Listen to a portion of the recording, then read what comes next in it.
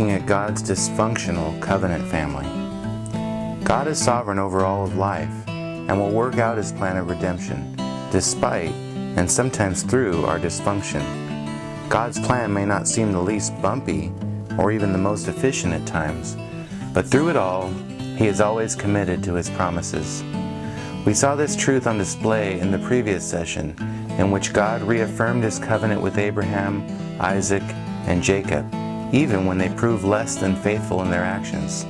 As we continue along the biblical journey, we will see that despite the dysfunction of Isaac's family, the deception of Jacob, and the despondency of Esau, God is committed to His plan to redeem a people from all the nations on the planet through the offspring of this family, Jesus of Nazareth.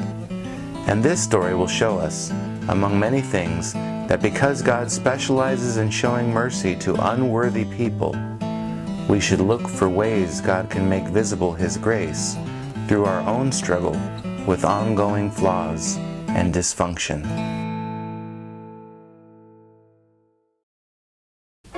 Let's review. When Isaac and Rebekah's children, Esau and Jacob, were in their mother's womb, the Lord told Rebekah that the older would serve the younger.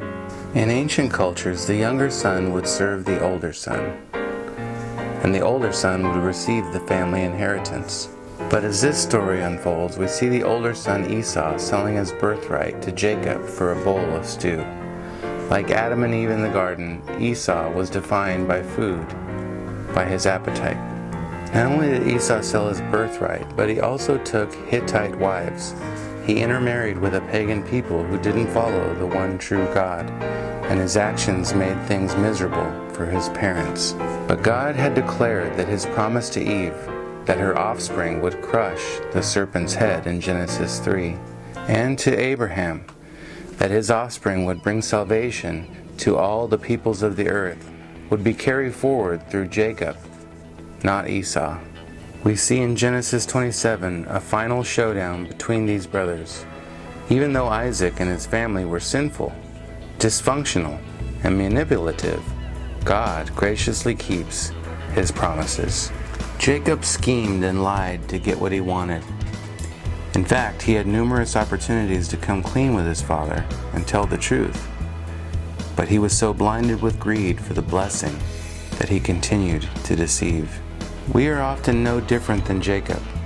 In situations where we find ourselves lying, it is usually because of something we want. We want others to have a certain opinion of us, so we bend the truth. Jacob would eventually become the representative head of the nation of Israel, and Israel was called to be a light to the nations. God's redeeming plan would go through Jacob to all the nations of the earth. The saving line would come through the deceitful younger son, Jacob, and not Esau.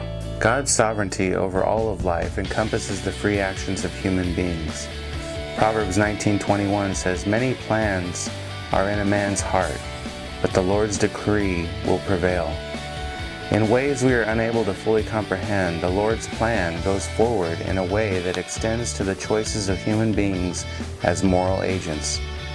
Even freely chosen sinful actions are factored into God's overarching plan, as is the case with the crucifixion of Jesus, an event both purposed by God through foreknowledge and yet also carried out by the wicked decisions of human beings. In Genesis 28:10-22, we are reminded of God's faithfulness to keep His promises, even to those who are undeserving. After betraying his brother, Jacob fled for his safety. He found a place to stay the night, choosing a stone as his pillow. As he slept, Jacob dreamed about a stairway on the ground with its top in the heavens. Angels are going up and down. It is here that Yahweh reminded Jacob that He is the God of Abraham and Isaac, and He would be Jacob's God too. God would give the land to Jacob and his offspring. He would give Jacob offspring as numerous as the dust of the earth. God promised that all the peoples of the world would be blessed by Jacob's offspring. Then God promised, "I am with you." Jacob took the stone he used for a pillow and set it up as a marker and named that place Bethel, or House of God. Like in Eden, God promised to live among his people. Jacob then vowed to serve Yahweh as his God. The stairway Jacob saw reminds us of the Tower of Babel. The people of Babel had attempted to come before God on their own terms. But this story shows us that if man is to reconnect with God, then it will require God coming down to us. Christianity is different from other religions because we believe God's presence is secured not through our climbing up toward him, but through his gracious descent towards us. Jacob's stairway gives us a glimpse into the reversal of Babel. The people of Babel were trying to reach God by lifting up a tower, and it caused them to be separated all over the planet. But when the offspring of Jacob, God incarnate, Jesus of Nazareth, will come down from heaven, he will be lifted up to draw all people to himself. He will bless all the peoples of the earth and reunite them in himself. John 1:51 tells us that Jesus is the true stairway to heaven. He is the one who reconnects earth and heaven. This story of Jacob and Esau contains family favoritism, deceit, and manipulation. Once again, we see the human heart and the depths of its sinfulness on display. Yet at the same time, we also see God's plan of rescue continuing to be carried out, displaying his grace and goodness despite man's sinfulness. In this story, we learn that Jacob experiences the presence of God, and as a result is forever changed by that experience.